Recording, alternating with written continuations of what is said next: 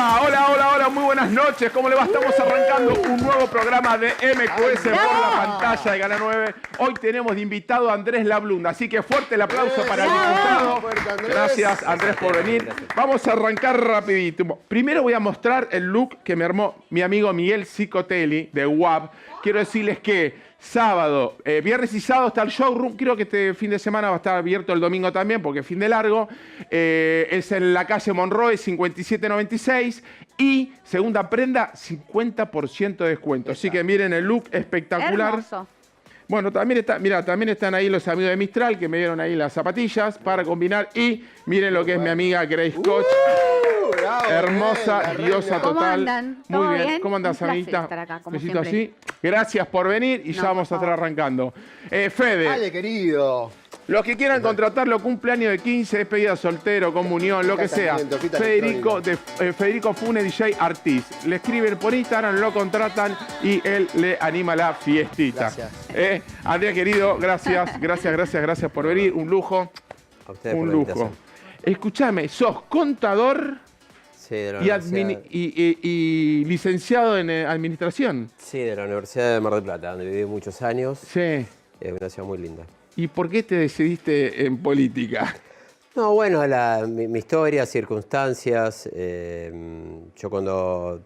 Yo a los 20 años me entero que soy hijo de desaparecidos y demás. Sí.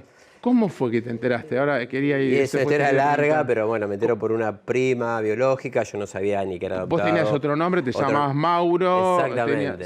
Sí. Sí, exactamente. ¿Y un día? Un nombre, un apellido, un documento distinto. todo. Una historia, un relato familiar falso, digamos. Tus padres que te criaron. Los que yo entendía que eran mis padres no eran mis padres. Y bueno, me enteré a los 20 años. A los 20 años. Por una prima biológica que no aguantó más, un pacto de silencio que se había armado, medio forzado por la familia adoptante. Sí.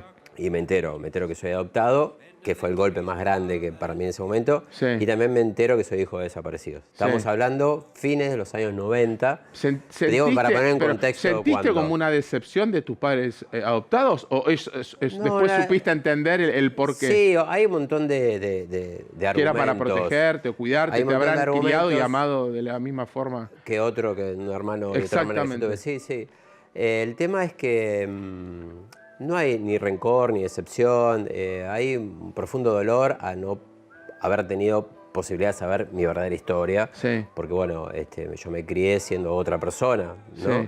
Sí. Con otra historia, con un relato distinto. Yo el que pensaba que era mi hermano no era mi hermano, Claro. mi hermano era mi hermana. Imagínate a cualquiera que O le sea, pase. que ellos te adaptaron de bebé. De bebé, porque lo secuestraron a mis padres en San Fernando, muy cerca Mirá, de San Fernando, de cerca de Martínez. donde vivo yo, sí. Claro, en zona norte. Sí. Y los vecinos que vivían enfrente fueron los que me recibieron después que los Mirá, que los llevaban los militares. o sea sí. que eras bebé. 3 meses tenía. 3 meses.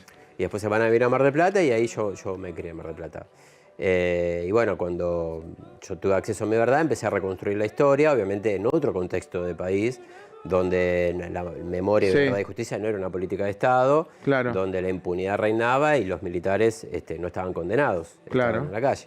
En ese contexto yo empiezo a reconstruir mi historia y ahí, bueno, producto de indagar en mi historia y en lo que había sucedido en el país, me empiezo a involucrar en un primer momento con los derechos humanos y con las abuelas, Sí. que fueron las que me localizaron. Sí. Soy un nieto restituido por las abuelas de Plaza de Mayo, y entonces ahí comienzo mi búsqueda. Y después en la búsqueda de quiénes eran mis padres, qué hicieron identidad, mis padres sí. y demás, bueno, en el relato de la historia de mi padre me encuentro que entre los compañeros de militancia de mi padre cuando estudiaba en La Plata, mi padre era abogado, había tenido compañero de militancia a Néstor Kirchner y a Alicia Kirchner.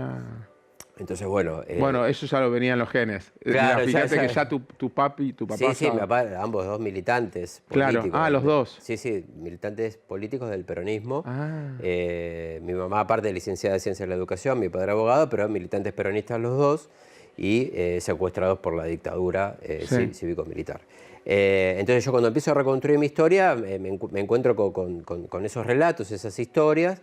Yo me recibo en Mar del Plata, allá Sí. en el 2002, posterior a la crisis, la verdad que me costó mucho, y gracias a la universidad pública, y con todo Obvio. lo que está pasando hoy, contra el ataque a la universidad pública. Yo, gracias a la universidad pública, me pude recibir y me vine a vivir a Buenos Aires. Y en ese momento Néstor estaba armando su proyecto presidencial para el 2007, no era para el 2003, y después se da la circunstancia que todos conocemos, y Néstor asume en el 2003, y desde ese momento, bueno, yo empecé a militar ya. ¿Y cómo llegaste a él, digamos? ¿A Néstor? ¿A Néstor o digamos, a elegir el peronismo? Primero por esta circunstancia de la historia, después por conocer de primera mano lo que se iba haciendo a medida que Néstor avanzaba en las políticas. Yo lo viví de muy cerca, eso, muy cotidianamente, porque yo empecé ahí con Alicia a trabajar en el Ministerio de Desarrollo Social en el año 2003. Apenas Néstor asumió, yo era contador recién recibido, entonces empecé involucrándome en principio en la gestión, y después fui viendo la magnitud de las transformaciones que vivía el país en ese momento, producto de las políticas que desarrollaba Néstor. Recordemos ese periodo, ¿no? 2003, que veníamos, es decir, 2001, para los más jóvenes, veníamos de la crisis social y política económica más importante de nuestra historia, y después de ahí empezamos todo un proceso de recuperación muy virtuoso en la Argentina, y yo era parte de todo eso, entonces me fui involucrando. Pero ¿con qué particularidad? Yo era Mauro. Claro, hasta los 20 años fuiste Mauro. No, y ahí también, ahí ya tenía como 26. Pero claro. Y era Mauro, pero bueno, el proceso de reconstrucción de identidad es un proceso que lleva tiempo. No es, vos te enterás y al otro día esto pasa a todos los nietos y nietas. Claro. El restituido por obra. No es que te enterás y al otro día te cambiás el nombre o recuperás tu verdadero nombre.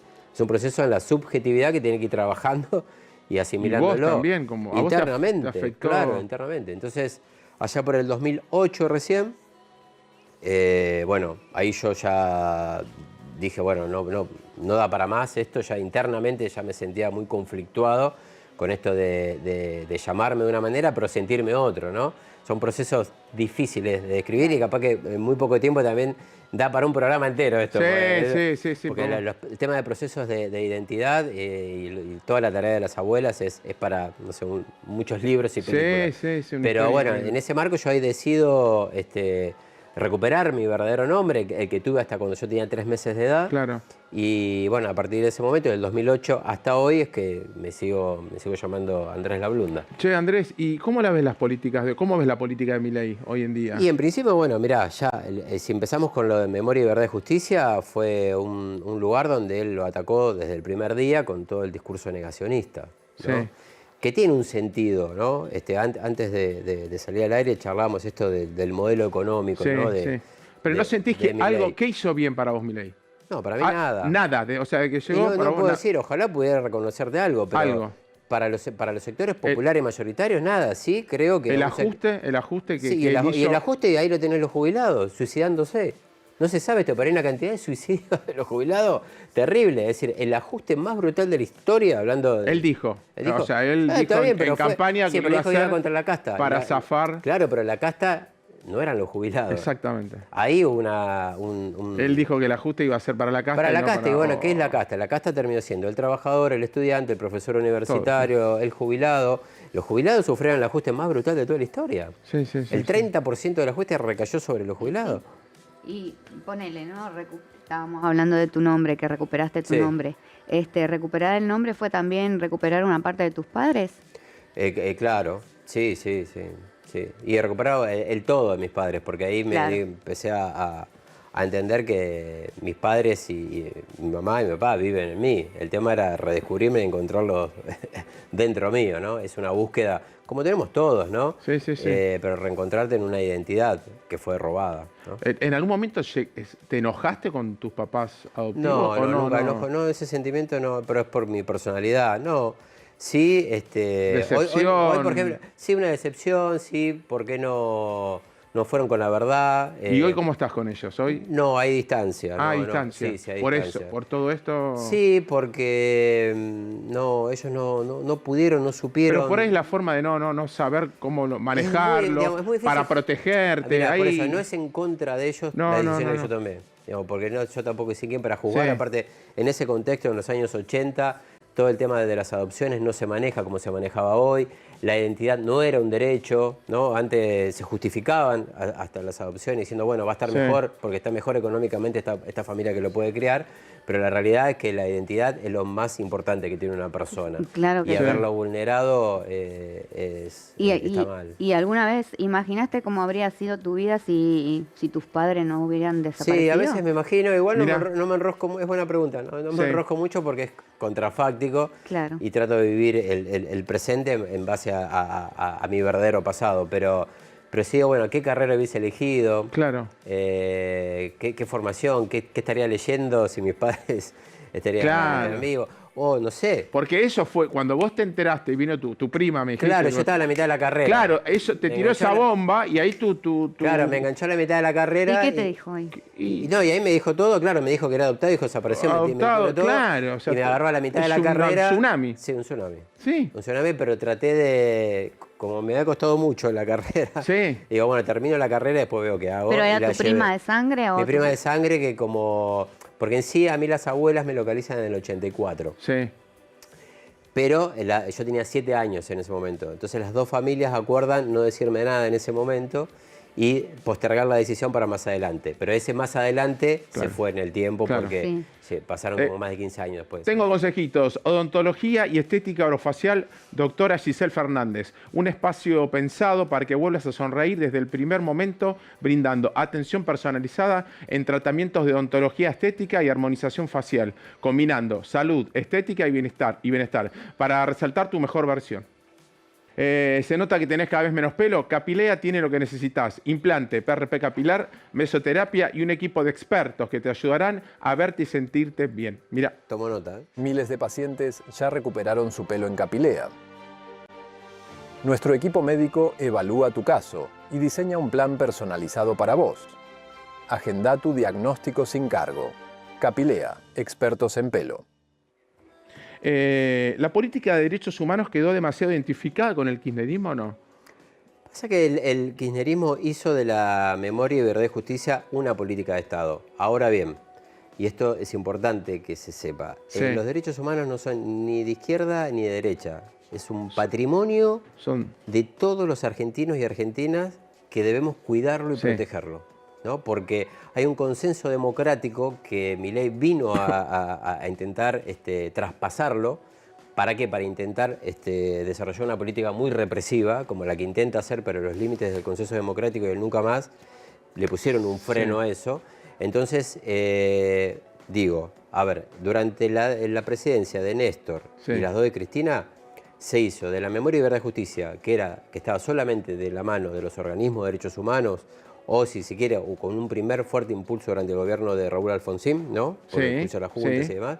Lo que hizo el gobierno de Néstor y Cristina es institucionalizar esa política o ese reclamo histórico que tenían las madres, las abuelas, los familiares y demás, en el reclamo de memoria y verdad y justicia. Con la llegada de Néstor Kirchner, esto es importante para las nuevas generaciones porque ya va pasando mucho el tiempo, se pudo juzgar, volver a juzgar a todos los responsables del genocidio en la Argentina, y hoy ya llevamos, para que tengan un número, más de 1.200 condenados en la Argentina, siendo en la Argentina un ejemplo a nivel mundial de haber juzgado a sus genocidas por los tribunales ordinarios. Esto es inédito a nivel mundial, por eso es muy reconocida la Argentina en la materia de las políticas de memoria, verdad y justicia, y obviamente un reconocimiento a nivel mundial por las prácticas en relación al respeto de los derechos humanos. ¿Y hoy con Javier Milei? No, eso, Javier Milei está en las antípodas de eso.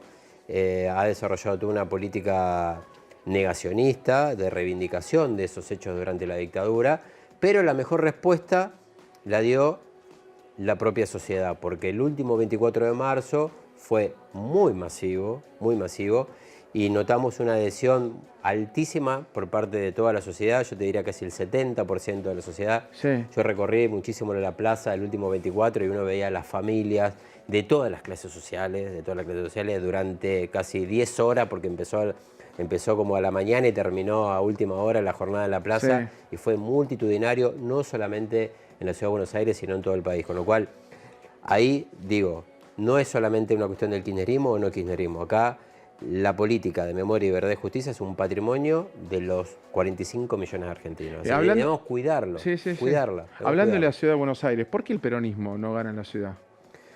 ¿Por qué no? Qué buena pregunta, ¿por qué el peronismo no gana? El peronismo tiene que seguir convenciendo de que el gobierno que ya viene desarrollando el macrismo en la ciudad, que ya lleva casi 20 años, no incluye a todos los porteños y las porteñas. Entonces hay una mirada muy sesgada en relación a la política que tiene el macrismo para el conjunto de la sociedad.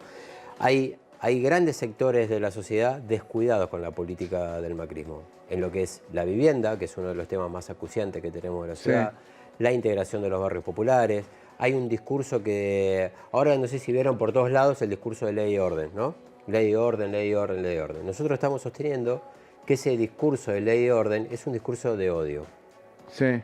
¿Por qué es un discurso de odio? Porque en vez de proponer salidas constructivas en el marco de alguna política que dé respuesta a los problemas que tiene la gente con su vivienda, la integración de los barrios populares, el migrante o demás, lo que hace la ley de orden es estigmatizar, sacarle derecho a esa persona y deshumanizarla. Entonces, y sobre eso monta permanentemente dispositivos represivos, como lo vimos como Tormenta Negra, la Operación Muro que hace, no sé, vos no podés pasar el muro porque vivís en Martínez, ¿viste? Entonces no puede ser eso. Entonces, igual lo mismo dicen, ¿no? La libertad avanza, pero yo creo que la libertad no avanza porque no tenemos libertad ni de expresión hoy en día. Bueno, ¿Vos qué opinás de eso? La libertad de expresión está avanza. censurada totalmente, está reprimida. Y te saco de los reclamos políticos. Cuando fueron los festejos del Mundial, ¿qué pasó? Represión. Es decir, hasta la alegría está reprimida por el gobierno, en este caso, de Jorge Macri. Entonces, hay límites a la seguridad democrática que no se están cumpliendo en la Ciudad de Buenos Aires. Entonces, todo eso son reclamos, son propuestas que llevamos del peronismo y debemos seguir interpelando a muchos sectores para que entiendan que este es un camino más democrático, inclusivo para todos los porteños y la porteña y no solamente para un sector. ¿Quién es el referente hoy del peronismo?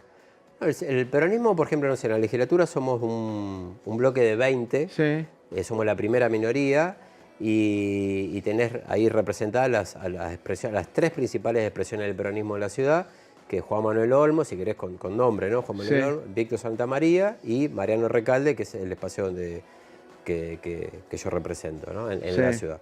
Esas expresiones hizo a que en la última elección superáramos los 30 puntos, es decir, son elecciones históricas, que bueno, que estamos en un camino, empezamos con 20 puntos, estamos con 30 y vamos sumando consensos y vamos construyendo en ese sentido. Sí, ¿quién te gustaría que sea presidente en el 2027? Y un presidente que represente los problemas y proponga solución a los problemas que estamos atravesando los argentinos. ¿Pero hay algún nombre que vos digas, a mí me gustaría que en el 2027... para mí Cristina debería ser la presidenta, la persona más capacitada, más formada, y con la capacidad de liderazgo para sacarnos del abismo donde nos está dejando Javier Milei. ¿Pero qué chances? Y las chances en política son de construcción chances política. Sí tiene chances. Sí tiene chances. Bueno, ahora, si querés, en el plano más técnico-administrativo se presentó una cautelar, una medida ante la Corte, ante la ONU, ante el Comité de Derechos Humanos, donde se plantearon 3 cautelares. Una tiene que ver con la inhabilitación a ejercer cargos públicos, otra por la integración de la Corte y otra por las condiciones de su detención domiciliaria. Nosotros entendemos y queremos que donde debe resolver este Comité de Derechos Humanos es sobre la proscripción, porque no puede ser que la proscripción supere los 6 años de condena, ¿no? Eso ya es absolutamente ilegítimo, más allá de que ha sido juzgada irregularmente, se violaron garantías procesales, es una condena injusta, pero esa es una valoración judicial y política de nuestro lado. Nosotros entendemos que esa resolución de la cautelar puede abrir un escenario para que Cristina sea candidata. ¿Ella sigue haciendo política ahí, estando Por supuesto, presa? Cristina, sí, por supuesto. Tengo más consejitos. Seco, animate y probá la gaseosa Seco. Muy rica al precio que te conviene. Gaseosa Seco se comparte en todo el país. Mira.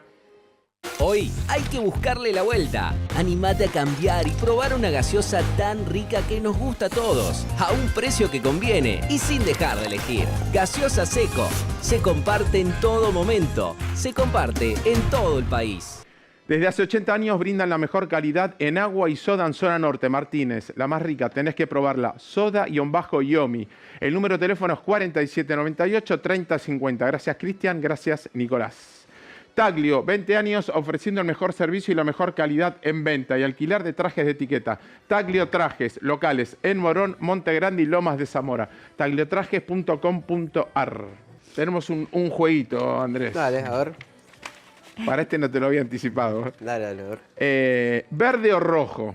Me tienes que decir. Verde, si estás de acuerdo. Rojo, estás en contra. Sí, dale. Reforma laboral. Rojo. Baja de impuestos. Rojo. Privatización de empresas públicas Rojo. deficitarias. Rojo. Baja de la edad de impunidad. Rojo. De punibilidad. Rojo. Imputabilidad. Desalojo inmediato de propiedades usurpadas. Podés digamos, No, desplazarte, bueno, si querés. obviamente nosotros estamos siempre todo en el marco del Estado de Derecho y que se cumplan las garantías, te puedo decir así. Esa es mi respuesta en relación a eso. Eliminar jubilaciones de privilegio. A favor. Verde. Reducir la cantidad de cargos políticos. No, bueno, eso es una. Ahí no, esa no. A ver, porque ahí hay un discurso contra el Estado y yo creo que el Estado debe estar en función a defender los valores de la justicia social. Y para eso necesitamos un Estado fuerte y presente y no un Estado puesto al servicio de la represión como hace Javier Milei. Así que es discutible eso. Debate sobre la cantidad de desaparecidos. No, rojo, porque en eso, déjame ahí un cachito, Sí. porque cuando se pone en duda a los 30.000 se está poniendo en duda a toda la política de memoria y verdad y justicia. Y no es una cuestión de números. A ver, la última movilización del 24 de marzo, la consigna fue que nos digan dónde están. Si estamos discutiendo el número, bueno, que nos digan ellos, los responsables, que nos digan dónde están y así determinamos el número, ¿no? Cristina, candidata. Sí, verde, recontra verde. Presidenta. Kicillof, presidente.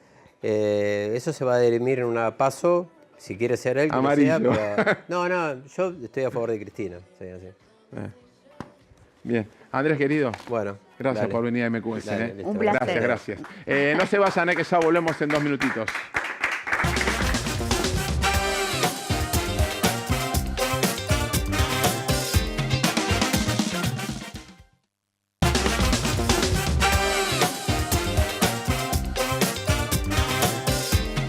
Ahí va, y ahora sí llegó el momento de Augusto Aranta, llegó el momento del deporte. Augusto, ¿Cómo va, querido, ¿qué nos querido? trajiste? ¿Cómo noches. andás? ¿Cómo ¿Todo andan, bien? Grace? Bien, muy bien. Bueno, les traje, vamos a hablar de un día como hoy. Bueno, en realidad no un día como hoy, porque se cumplieron 12 años el día jueves Sí. de San Lorenzo campeón de la Copa Libertadores de América por primera vez en su historia. Así que bueno, les traje eso para repasar. Pero para poner en contexto, vamos a empezar por el año 2013, A ver. en donde San Lorenzo salió campeón del torneo inicial luego de empatar 0-0 con Vélez en el Amalfitani, cuando todavía su técnico era Juan Antonio Pizzi. Sí. Y con ese título, San Lorenzo logró la clasificación a la Copa Libertadores del año 2014, que ni Boca ni River disputaban, así que San Lorenzo era el equipo más importante Mirá. de Argentina. ¿Por qué en no esa- estaba ni Boca ni River? Habían clasificado a Copa Sudamericana. Los Ah. dos en ese año justamente jugaron Copa Sudamericana en semifinales, que luego River termina saliendo campeón. Sí. Pero estamos hablando de San Lorenzo y vamos a empezar hablando de la fase de grupos del Ciclón, que no fue para nada fácil.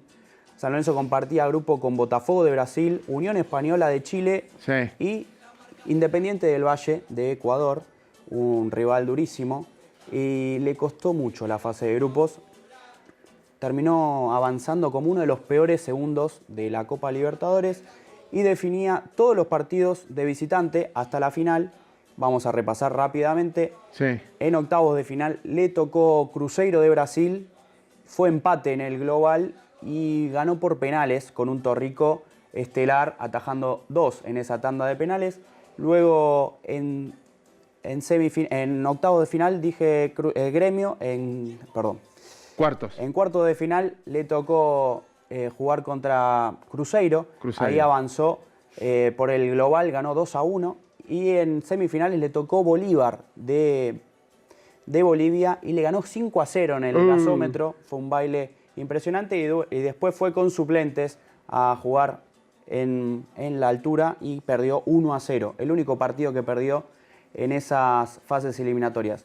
Y luego la final, que ahí estamos viendo el penal de Ortigosa, que le dio el campeonato al Ciclón, que fue 1-0 en la final frente a Nacional de Paraguay. Ahí y está, el Ciclón se convirtió en el nuevo campeón de A la ver. Copa Conmebol Libertadores. Ahí Ortigosa, Golazo, experto en penales, Ah, ha ¿sí? pateado muchísimos penales en su carrera y ha errado muy pocos. En San Lorenzo erró solamente uno. Y ahí está el Patón Bausa, que también había salido campeón de la Copa Libertadores en el año 2008 con Liga Universitaria de Quito y volvió a repetir esta vez con San Lorenzo en un hecho histórico para el club que va a quedar en la memoria de todos los cuervos. Qué grande. ¿Están todos contentos? Todos contentos, se cumplen 12 años de aquel logro. Hoy no lo acompañan los resultados a San Lorenzo, la realidad es totalmente distinta, pero yo creo que la va a remontar esta crisis institucional y va a volver a ser lo que supo ser hace algunos años. Me encantó. Agus, querido, gracias, Gracias, Ale. por toda la data. Muchas gracias a ustedes. Bueno, Que amiguita, sigas bien. gracias Grace. No. Gracias Fede, gracias a todos. Se nos acabó el programa. Los esperamos el domingo que viene, 0:30 horas por la pantalla Gran 9. Chau, chau, chau.